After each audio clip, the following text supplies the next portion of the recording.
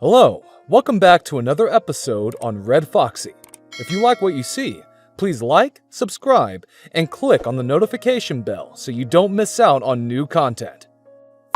I caught my wife did it with my best friend. She even had the nerve to send me Bible verses on forgiveness. Part 2. I returned to work because I needed to be occupied. Distracting myself has definitely helped me deal, and I don't drink as much as I used to. I got a letter from Sue one day at work. I was about to toss it away when I decided to read it. She discussed her individual therapy and how it helped her find some underlying difficulties with herself. The most significant of them is her poor self-esteem. She confessed that the disparity in our appearance made her extremely self-conscious, and that deep down she wanted to be desired by someone other than me. Her sister, she claims, has always been considerably attractive than her, which has led to her poor self-esteem. She said that, despite the fact that she was aware that I was drawn to her and that I made her feel attractive, she sought reinforcement from someone else. She apologized once again, saying it wasn't an excuse and that she was merely searching for a method to ensure it never happened again if I choose to give her another opportunity. She then asked if we might attempt marital therapy to help us work things out. At this time, I had yet to react to anything she or her family had given me. As a result, I just disregarded it. Anyway, I initiated the divorce process, and the first order of business was to divide our funds, which I couldn't do without her approval. We both have individual accounts, as well as a joint savings account, and I'm unable to withdraw what I'm entitled to without her. Despite the fact that I earn substantially more than she does, and have contributed the most to the money in that account, I'll most likely have to share it with her 50/50. Therefore, I just filed the divorce papers. She was served a few weeks ago, and the monkey show began shortly after. She arrived at my residence with the divorce petition in her hands on the same day she was served. I'm not sure how she discovered where I was. We simply gazed at one another for what seemed like an eternity, and all the sorrow from that night returned. All of my feelings returned with fresh strength. I nearly burst into tears again, but I didn't. She seemed to be weeping as she raced towards me and attempted to embrace me. I gently pulled her away, and she burst out laughing. She began yelling, wondering why I was giving up on us so quickly, and if we couldn't simply talk it out. I assumed I simply wanted to get away from her at this point. Looking at her made me feel a variety of emotions, so I wanted to get away before I did or said something I would later regret. When I attempted to return to my vehicle, she flung herself on the hood. I asked her what she wanted, and she replied she simply wanted to speed things out, that we couldn't terminate our marriage in such a way until we cleared the air. I gave in since she was obviously not accepting no for an answer and was causing a commotion. When we arrived at my place, I just sat down and listened to what she had to say. She said once again that she would do everything to salvage our marriage, that she does not love Dave, and that she is sorry. She said that she'd done some study on how we may proceed and proposed a trial separation. During this separation, she told me that I could date anybody I wanted, but that I should postpone the divorce to allow her the opportunity to restore our friendship, and eventually our marriage. She proposed a one-sided open marriage in my favor, attempted to show me examples of other couples who had survived infidelity, and even recommended that we simply relocate to a new state or even a foreign country, just the two of us. That portion saddened me a little since we had spoken about relocating and raising a family not long before all of this occurred. When she was through, we simply sat there in quiet, staring at one another. I then inquired as to why. Why is he there? Why would she cheat on me with him and then return just after I caught her? When I posed these questions, she burst into tears. She said that she felt very bad even while doing the actions, but she didn't know how to stop. That she was so engrossed in the affair that he didn't consider the implications or what she would lose. She said that the therapy helped her understand that she would have cheated on me at some time, if not with Dave, then with someone else. This was meant to be due to the same underlying concerns that were making me uncomfortable. Then it sprang out. She stated she found out she was pregnant not long after I left and had an abortion since she didn't know who the father was.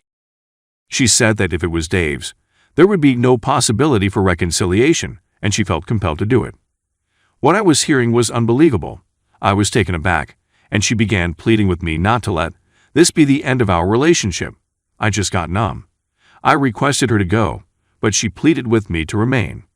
That we still needed to chat. All of this pleading was just frustrating, especially in light of the news I had just learned. When I asked her how far along she was when she found out she was pregnant, She responded she was just a few weeks. Then it dawned on me. Wait, you said in an email that you just began having sex with Dave approximately a week before I discovered it. Did you tell the truth? She gave a nod. She nodded, hiding her head. She said that she simply said that because she didn't want to offend me with the facts and was attempting to downplay the situation. She said that it had been physical for less than a month. She attempted to comfort me, but I pushed her away. I begged her to go and not return. She attempted to say something, but I simply yelled at her to go. She asked if we could chat after I digested everything, and I declined. I informed her that I had accepted a job in another state and would be relocating as soon as the divorce was finalized. In our state, there is a 2-month cool-off period after you file. I had previously intended to do this and was just finishing the details before resigning from my present position. At that moment, I had already given my employer notice. When she heard this, she burst into tears and pleaded once again. I told her she had to leave or I would call the cops. She grudgingly departed, and I sat on the floor, wondering where I had gone wrong. How did my marriage reach this position in such a short time? It simply didn't make sense to me. I was already very certain about the divorce, but after speaking with her, I was more certain than ever. Sue's repeated attempts to reach me were disregarded. However, a few days ago, on Thursday, I got a phone call from my mother informing me that Sue was in the hospital. She was reportedly hospitalized for medication misuse. Everything seemed like a nightmare. I'm still not sure how to comprehend it. What is the cause of all of this? Sue seemed to be okay when I saw her at the hospital, but she had been sent to a psychiatric unit. That's where things stand right now. I have no clue why she would do this, because the last time I saw her, she was sleeping. It aches because I still adore her, and I'm simply glad she's all right now. Given what's going on right now, I haven't been thinking about divorce. How do I even begin? There are definitely a lot of essential facts I'm leaving out, but included them would make this much too lengthy. I simply need advice on what I should do next. I was hoping that my previous update would be my final post on this subject, but here I am again. It's been roughly 8 months since my life devolved into a monkey show, and things are just getting worse. I won't go into depth, but I hope I can provide enough information to elicit some constructive input from you on here. You've been considerably more useful than you realize. Sue was in a severe mental condition the last time I blogged, but she recovered after some counseling. I was heartbroken for her, but I knew I couldn't remain. I know a lot of people have gotten through this type of situation, but I know how I feel. If I remained, I'd be doing more damage than good to myself and her. I'll never get over it, and I'm sure I'll be resentful for the rest of my life. We decided to split, but she insisted on keeping in touch, even if it was little. We split approximately a month ago after a rather straightforward divorce procedure. I relocated to the West Coast to start again, and things were finally looking up for me. But then I received another phone call from Sue's sister. Sue, to cut a long tale short, had a stroke. She is virtually entirely motionless on her left side and can hardly talk. I can't even express how upsetting it was to hear, much alone how sad I felt when I went to see her. She couldn't resemble the person I remembered, and she constantly cried when she saw me. One of the most difficult aspects of this is that I can't help but feel responsible for what happened to her. People tell me it isn't, but I have a feeling it is. Even though her immediate family claims it isn't my fault, I detect some resentment from them whenever I communicate with them. When her aunt spotted me, she cursed me in front of everyone, and they all became quiet.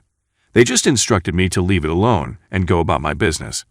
Even though I wish I could simply go on, knowing how everything ended out still stings. I haven't spoken to Sue since she had the stroke, and her family won't allow me visit her because, supposedly, I stress her out. I don't even know the complete story since I don't have the legal right to know. I simply can't seem to get anything right. F me, I guess.